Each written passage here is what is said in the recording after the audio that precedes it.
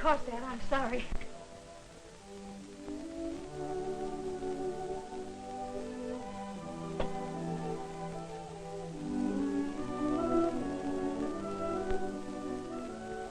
Thank you.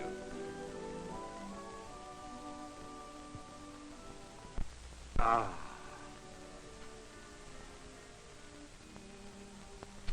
It's marvelous. Just wonderful. So much vitality. So well rounded out. So alive. So many-sided. And it's mine. He's mine. I can't believe it's possible. What are you talking about? Jerry. Jerry Spencer, of course. Jerry? Well, I was talking about this blend of coffee we've just put out. It's simply... Oh, you and your old coffee. That's all you ever talk about. Well, coffee's my business, and I'm proud of it. And furthermore, young lady, I thought we'd finished with Jerry Spencer as a topic of conversation, or anything else. Have we? You know very well I gave him a chance to come into the coffee business with me, and he turned it down, the young scamp. He's not a scamp. He's a spoiled young fool. Thinks he can play all his life. He's a very gifted young man. And I love him. Why, at college, all he could think about was football, fencing, rowing. If I wanted to mean he ever graduated. But he did. And was honest. And now, this playing around with dolls at his age, why, it's absurd. They're not dolls. They're puppets. Dolls, puppets, it's all the same, and it's all foolish. Might be all right for you to putter around with, but for a grown man to waste his time. I'm going to marry him. I never consent to it, never, and that's final. Jerry's coming here today to ask him. Well, he'll have his trip for nothing. I gave orders he's not to be admitted. And you better say yes, because I did, and I mean it.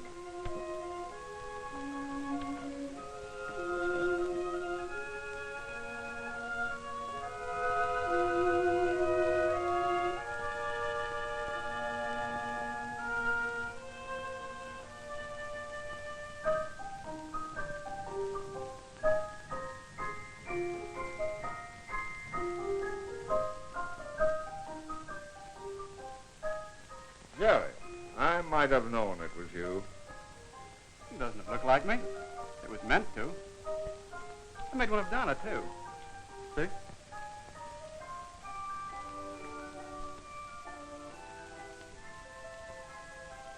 And are those two puppets crazy about each other? Look. I'll show you. And I say no.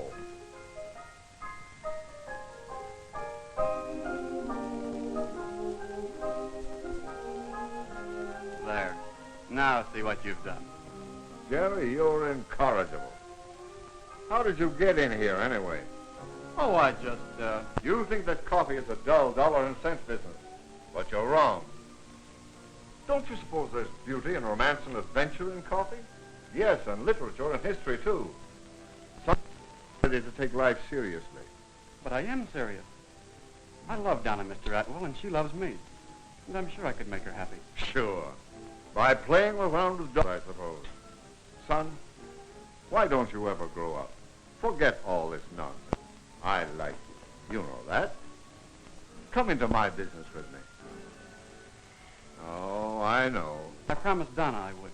And I promised her you wouldn't. Jerry, you've no right to turn my girl's head unless... Pull some strings. Now stop wasting my time. Mr. Atwell. I had to get in. Mankind has been told in the coffee houses of the world. You learn that story and how to tell it to the world, and you'll soon forget this make-believe play. You want to tell the story of coffee, Mr. Atwell? Tell it so people will really appreciate what it's meant to mankind? Is that what you want to do? That's exactly what I want to do. There's inspiration in the story of coffee, and the world should know the story and understand it. And if I help you tell that story, tell it in a more fascinating way than it's ever been told before, will you agree that I'm doing important enough work to let me marry Donna? Agree? Why, I'll be the happiest man alive. Very well. I'll come into your business. You will, Jerry? Fine, fine. I knew you would. And I'll bring my puppets with me. You'll what? Now, look here, Jerry. My office is in the nursery. You can play around with those things on the outside, but... But, Mr. Atwell, you don't understand. I understand there's no place in my business for puppets. Oh, but there's a place for the puppets, sir. Why, they're going to tell the story of coffee so that millions of people, children and grown-ups will listen and enjoy it. Jerry, this is your idea of humor. I was never more serious in my life, Mr. Atwell. I mean it. Look, give me a month. Just 1 month's time to get ready. Then I'll come into your office with my puppet. And when we're finished, if you don't agree that the puppets have earned their right to stay, well, I'll never take another puppet in my hand again as long as I live. Puppets to tell the story of coffee. Why, it's silly. Just 1 month's time, Mr. Atwell. Is it a bargain? Oh, I suppose so.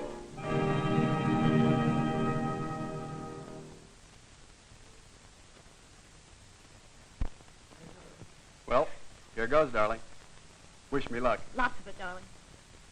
See if he's ready. Okay. Give it some music.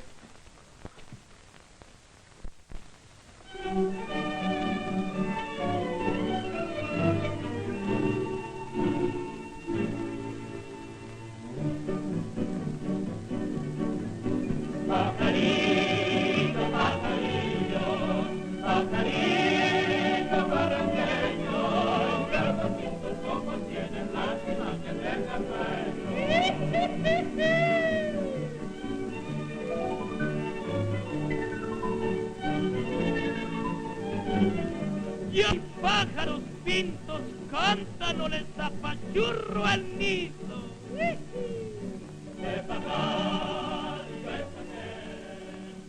Hello! Hello! Hello. Are you Mr. Prado? Alvarado quiere un bizcocho. Alvarado quiere un bizcocho. I'm sorry. I don't understand Spanish. Mr. Atwell said...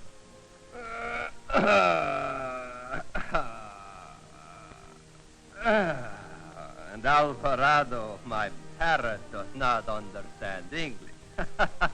That makes you even, eh? Oh, you say Atwell? Senor Matthew Atwell? Yes. He's my father-in-law. That is, he will be. I'm Jerry Spencer. Miguel Ricardo Don Santos Prado at your service. Please to sit down. I'm down here on a visit. Mr. Atwell said to be sure to see you. Senor Atwell buys much coffee from me. Please to sit down. He said you know more about coffee than any grower in the country. That you could teach me a lot. Matthew is very kind. We begin to teach you now. Lesson number 1. South America is a very polite country. When we have guests, if guests stand, we stand. Miguel Ricardo dos Santos Prado is very, very tired. Please, Jerry Spencer, to sit down. Oh, I beg your pardon.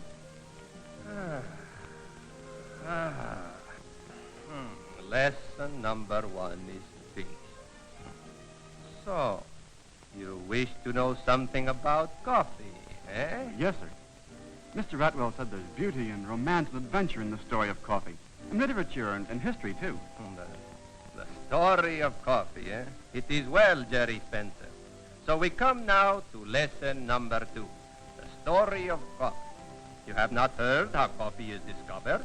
There are many legends, but this one I like very much. There was once a time when no one knew about coffee. It is hard to think of such a time, no? Must be a very, very sad world then. Well, at such a time in Arabia, there was a young fellow named... Caldi! Caldi, see, who sat under a tree all day and watched a small bunch of goats. Oh, it was very unexciting until one day...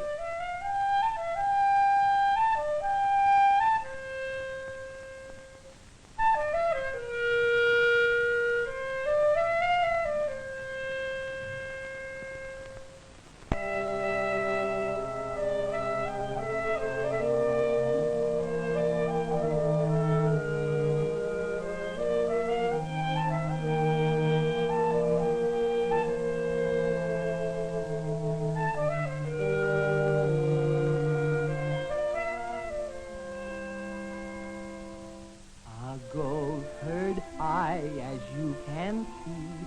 I tend my goats most patiently, but I'm as bored as I can be, for goats are such dull company.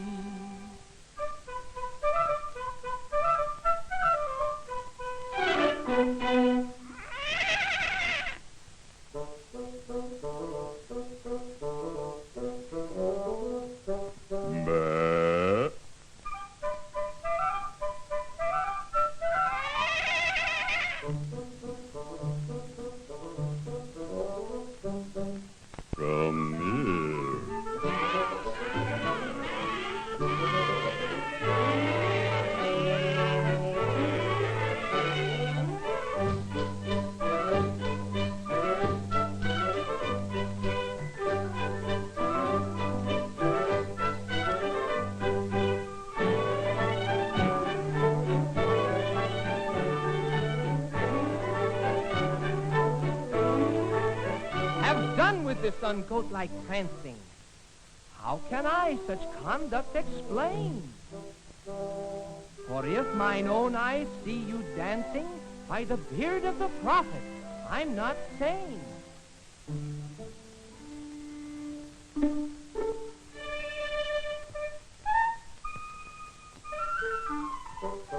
Do the cherries. Do the cherries. Do the cherries. Do the cherries. Up on the coffee tree. Up on the coffee tree.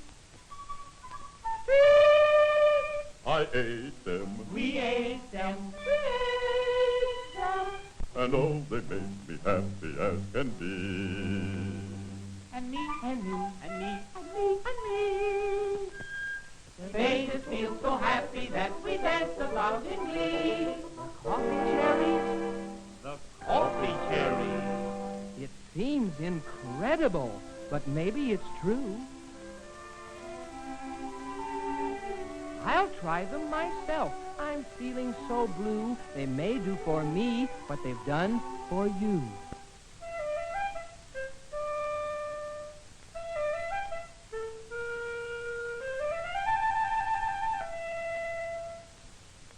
It's true. It's true. It's true. It's true.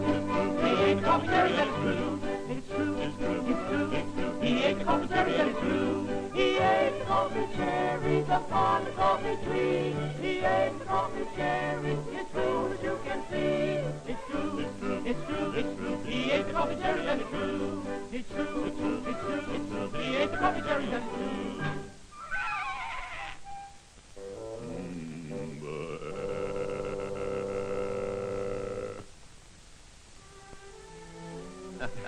This is just a story, you understand. Coffee cherries do not have as much power as that. And how well Caldy and his goats dance, too. There is much dancing in the history of coffee. In the coffee houses of Constantinople were told the stories of Arabian Nights, stories of Scheherazade. In the ballet of Scheherazade, there is a dance of the prince and princess.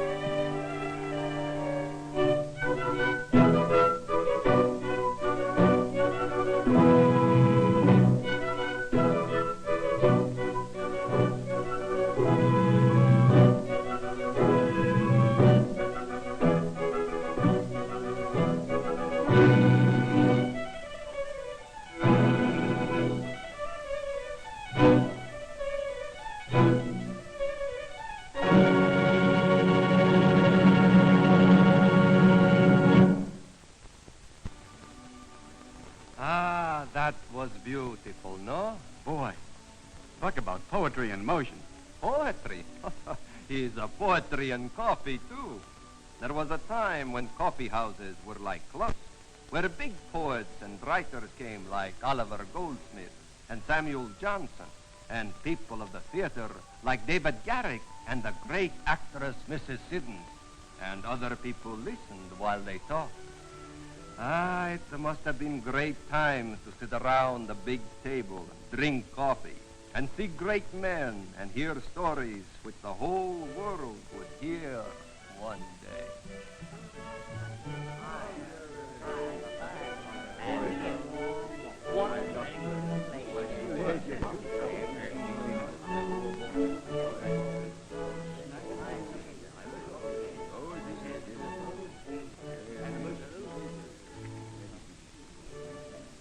And would you believe it, my dear fellow, he did not know me.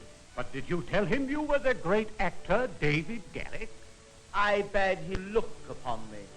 There was no need for taking my name in vain. Here comes Dr. Johnson. Johnson.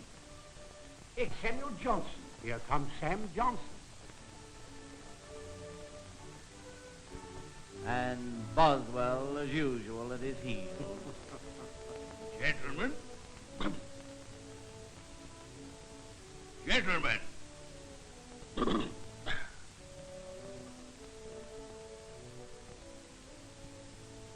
How do you do?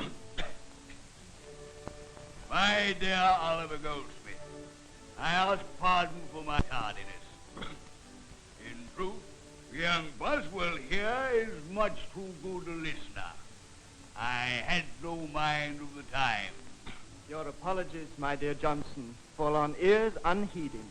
I've scarce noticed your absence, what with sipping coffee so delicious, to say nothing of the free seat at a performance of the great Garrick yonder. And David is a pretty lad. 'Tis sad that where such beauty reigns, seems not a welcome place for brains. Pray make no note of that, Boswell. The rhyme's not bad, but the meter's faulty. I went my coffee. Didst think I came to... You come to be listened to, I'll be bound. Coffee may please you, but talk's your bread and meat. You're a pert miss. Away with you.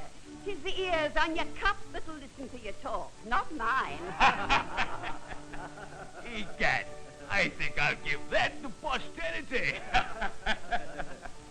Ah, Mrs. Siddons. The actress. Siddons? What does she hear? Gentlemen.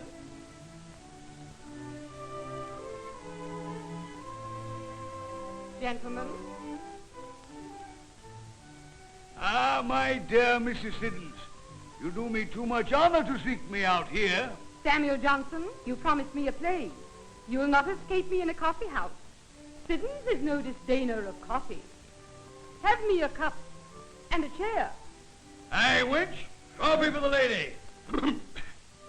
And as for a chair, surely a seat not fit for greatness and beauty, but 'twill be a throne if you do sit upon it. I'm afraid you're as flattering to this hardwood bench as to me. I trust you may be as flattering to the coffee. That is, when it comes. What's this? No coffee? I went. Coffee for my lady. Hurry, hurry! Coffee! I'm coming. Here, let me have it.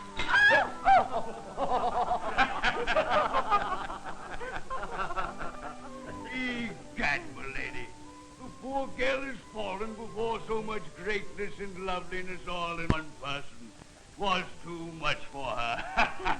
La, Mr. Johnson.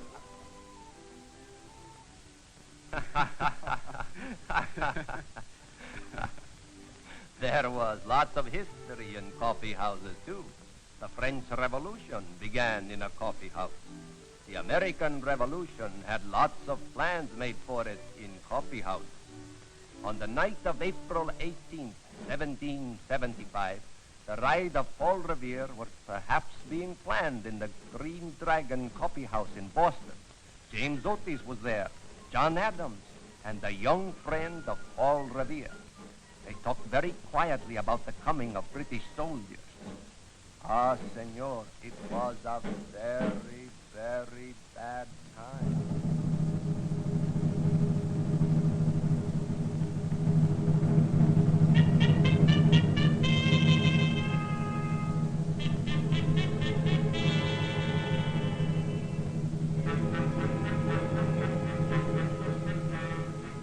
Gentlemen, I have asked Paul Revere to meet us here tonight. I've had news.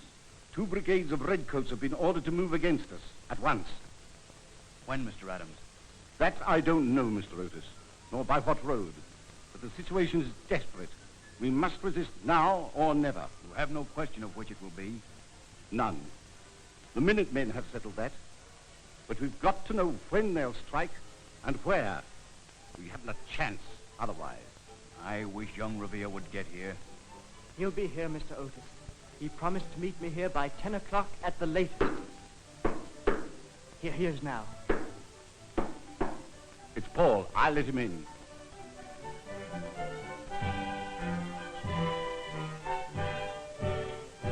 Paul! Thank heaven you've arrived.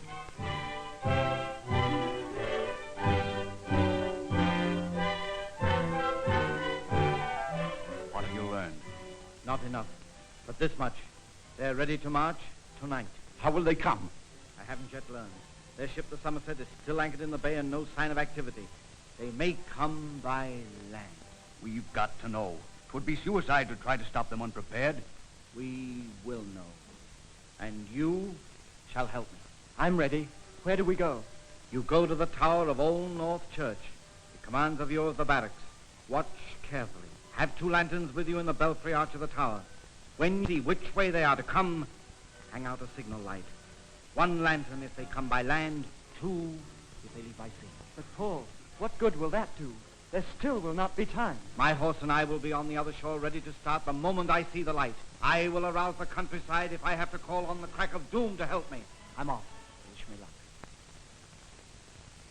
With thy blessing, O Lord.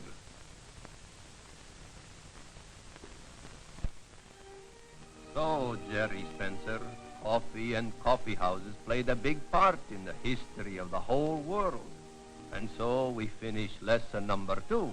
And tomorrow we start lesson number 3, how coffee is grown.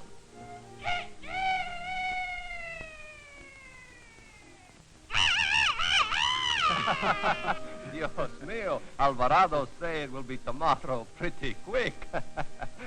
It is long past time for bed. Come, Jerry Spencer, mi amigo.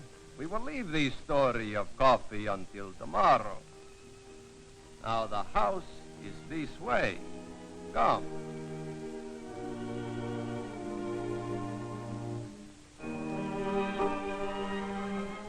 I think he liked it. Gee, I hope so.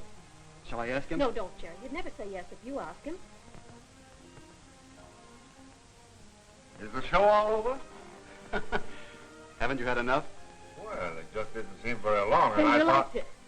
Now, see here, young lady, I'm not saying I did, and I'm not saying I didn't. I just wanted to know if that was all. No, there's more. I still have to learn how coffee is grown, you know. I'm sure Don Miguel wouldn't be satisfied unless I learned it thoroughly. Yes, that's right. Quite a character, isn't he? How'd you like to meet Don Miguel? As a puppet, I mean. Could I? Is that permitted?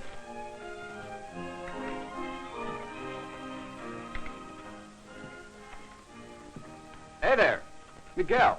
Is somebody calling Miguel? It is not tomorrow yet, Jerry Spencer. I'm sorry, Miguel. I just wanted you to meet an old friend of yours. This is Mr. Matthew Atwell, remember? He's going to be my father-in-law. I hope. What is this hope? It is not enough for Miguel to hope. Miguel must know. When you say, here is Matthew Atwell, he is my father-in-law, then he can disturb my slumber. Till then, Miguel must sleep. And you, Jerry Spencer, I will see you tomorrow.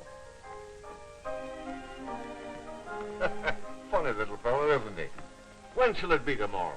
In Puppet Land, I mean. Right now, if you wish. Okay, go right ahead.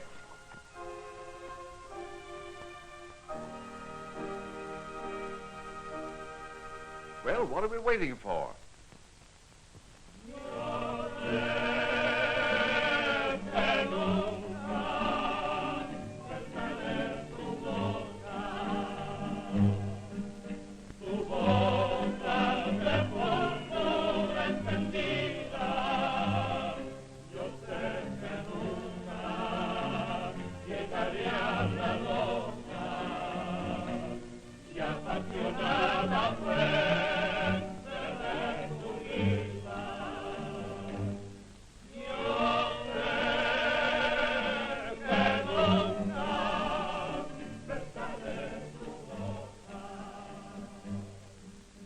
Well, Jerry Spencer, we start lesson number 3, how coffee is grown. Here is the fazenda of Miguel Ricardo dos Santos Prado, what you would call a coffee plantation. Now, here there are 1 million trees. 1 million? Oh, you think it is many? Some fazendas have 50, 60 million trees. Gosh, why, it doesn't seem possible. Yet there is not one tree planted here where they are grown. Here, see on these carts are small trees from the nursery where they were grown maybe 1 year till it is maybe 18 inches high. See? Then, if it is a good tree, it is transplanted here like these in the orchard.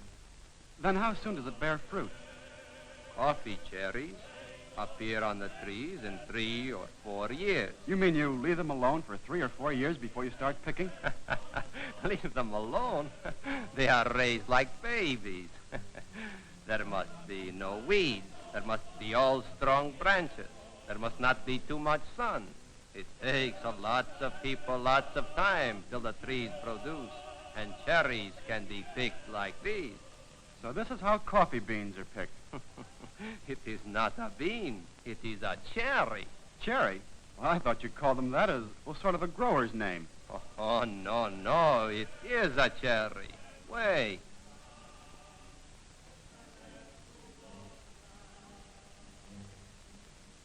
See? Inside the cherry is the coffee bean. Uh-huh. I see. There's a bean in every cherry, is that it? Well, sort of like the cherry pit. There are 2 beans in each cherry. Here, I'll open it and show you. But that cherry isn't ripe yet, is it? It is ripe. If it is not ripe, it is not picked.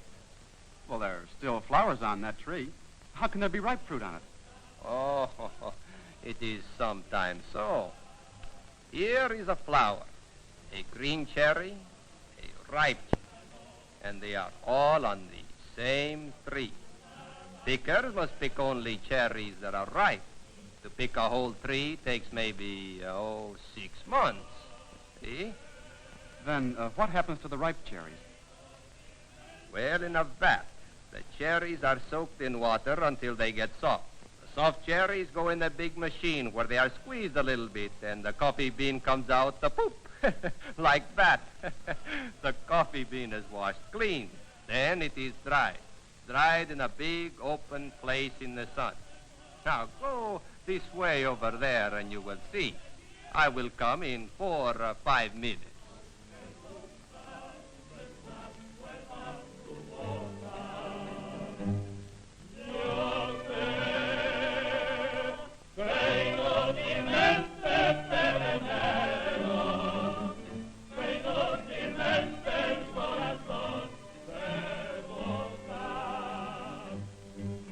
Cuidado, señor. No pise sobre los granos de café. Speaking to me, mister? Tonto idiota, le dije que no pise sobre los granos de café. Anda, fuera de aquí, anda. Fuera, fuera. ¿Qué le pasa? Oh, what is happening here? Perdóname, señor Miguel, pero le dije al americano que no pisara sobre los granos de café y no puso nada de atención. Quería pisar sobre los granos. What's it all about, anyway? He says to you, do not walk on the coffee. And right away you walk. It made him angry. And I thought he was calling to me. Sorry, mister. Bueno, muy bien. Adios. Now, Jerry, over here we continue our lesson. Now you see, here the beans are dried. They must be turned over many, many times in the sun. It takes maybe 4, 6, or 8 days. And when the beans are dry, then are they ready for market? No, they are not quite ready yet. For, you see, the bean still has a coat like parchment. See? In the warehouse, it goes into a big machine where it is rubbed, and the parchment coat falls off. After this, the coffee must be cleaned, sorted, and in size and in grade. Then it is packed and is ready for market. So, Jerry Spencer, we finish lesson number 3, how coffee is grown. Now, in different places, it is grown different ways. It is picked different ways. It is dry, clean, sorted different ways. But in all ways, coffee makes lots of people happy. And it will make you happy, too, I think. Well, I hope so. It's certainly given me a pleasant visit here with you. What's that? Oh, that is the whistle of the riverboat, which tomorrow is to take you to Big Boat, which will take you home. You will like that, eh? Yes. But I'm going to miss you a lot, Miguel. Well, it's been marvelous, and someday soon I'm expecting to see you in New York.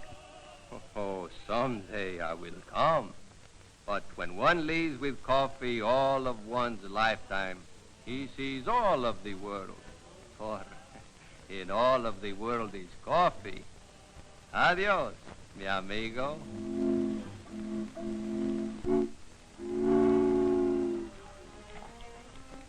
Well, that's that.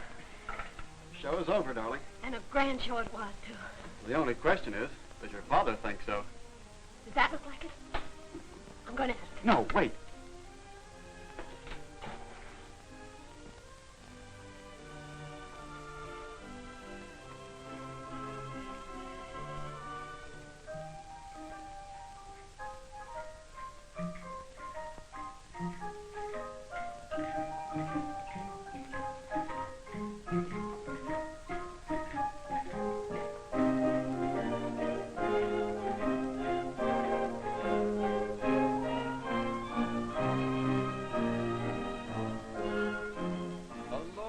Matthew Atwell. Hello, Miguel. I didn't know you came back with Jerry. I had to come back. I have to learn the lesson number 4. Lesson number 4? That is right. Number 1, 2, 3, Jerry has learned from Miguel. Lesson number 4, Miguel must learn from Matthew Atwell. Yes, of course. But what is lesson number 4? How coffee is blended, roasted, and packed. You will show Miguel, no? I will show Miguel, yes, by all means. Come on, And, may we come too, Mr. Atwell? Yes, Daddy, please. Eh, what? Hello, you two. For a minute, I thought it was... now, run along, you two. The plant's out that way.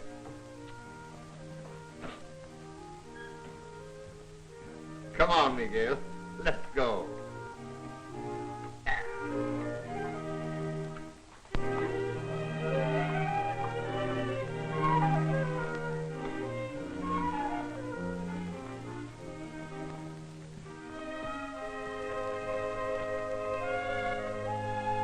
You sit there, Miguel. You'll be comfortable there. Here we have green coffee just as it comes from the ship. And I do believe, Miguel, that this bag is from your plantation. If it is my coffee, it is very good coffee. It's excellent coffee, Miguel, and is used in some of our choicest blends. You see, there's green coffee here from a great many parts of the world. For practically all the coffee you drink is blended. And that means that it's made out of several different varieties of coffee. The coffee is roasted before it's blended, isn't it, Mr. Atwell? Oh, no, Jerry, it's... Please do not interrupt. This is lesson number 4, and it will be taught by Matthew Atwell. Senorita Donna, Senor Jerry will listen. No, Donna's right, Jerry. The coffee is blended first, right in there. Green coffee starts on its last journey from this large storage room, where it was brought directly from the dock warehouse. And there it goes into the green coffee chute. Down this chute go the bags of coffee that go to make a full blend. A bag of this variety, 3 bags of another, 2 bags of a third, whatever the blend may be. Down the chute into a huge mixer and cleaner to get rid of any dust that the coffee may have picked up in its long journey. Thoroughly mixed and cleaned, it comes up this conveyor to the receiving hopper at the top of the roaster, where an automatic scale weighs out just the required amount for each roasting. When the roaster is ready for a new batch of green coffee, the operator or roaster man releases the green coffee in the hopper above, and here it is pouring down in a green stream into this huge drum-like oven. The roasting process lasts from 15 to 18 minutes, depending on the type of coffee. The coffee beans are continually tossed around the heating unit so that each bean is evenly roasted. While the roasting is nearing completion, it is carefully examined by an expert operator. This large cooling bin flips up the spill chute, and there you have the roasted coffee in the well-known brown coffee bean. Now I want to show you what roasting does to coffee. See here. Now, here's what that bean looked like when it was green. The roasting process brings out all the delicate flavor-giving qualities in the coffee bean, the fragrant elements that give coffee its distinctive flavor. The coffee beans expand. Aromatic vapors are released. The bean, as you see, is literally blown up to more than twice its green size, with all the flavor and aroma of the coffee imprisoned inside. Keeping this goodness which has been created fresh is part of the coffee packer's problem, because the moment air comes in contact with the coffee beans, they start to lose their strength. And if air continues to reach them, they eventually become stale and flat. In a little while, you'll see how we've solved that problem. By packing this coffee within a very short time after it's roasted and ground in vacuum cans. Cans, that is, from which the air has been removed. And so preserve the freshness of the coffee until it's opened in the home. And now, over there, the coffee is cooling and ready for grinding. Here it is going into a huge bin after it passes into this grinder. Before grinding, the coffee goes through ingenious cleansing mechanisms that remove every particle of foreign matter and leave only the pure coffee that pours down this chute into the packing department on the floor below.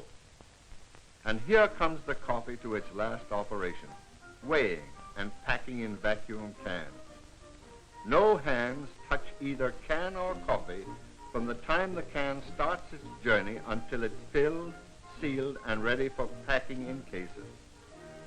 There go the cans, each filled with exactly the right amount of freshly ground coffee. Then out they go to make room for another batch of 4 cans, while the filled cans pass on to a clincher where the cover is loosely attached. And right here comes the very important contribution of modern science to the enjoyment of coffee: packing in vacuum cans. After the covers are put on, the can enters this chamber, and just before the cover is hermetically sealed onto the filled can, an ingenious suction device draws the air out of the can, leaving the freshly roasted coffee surrounded only by its own elements, and no air to rob it of its flavor and aroma. So here we come to the end of the coffee packing story, the end of lesson number 4, Miguel, with freshly roasted coffee still retaining all its delicious quality in a can that keeps it that way. Here, let me show you.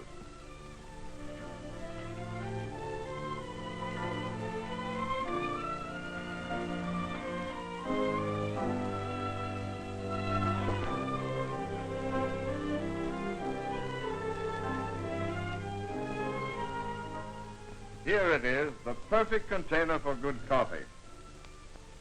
Why, where have Don and Jerry gone? Maybe they have gone back to the office. I think maybe Jerry Spencer wonders if Matthew Atwell thinks he is good enough to be his son-in-law. Good enough? Why, I think he's...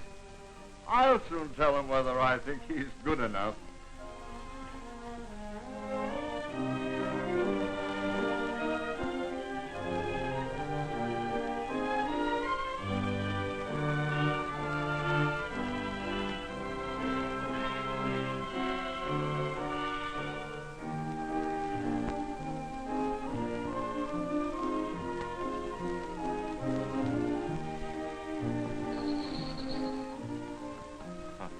I suppose I have been a bit of a fool about all this, but I did it because I loved it.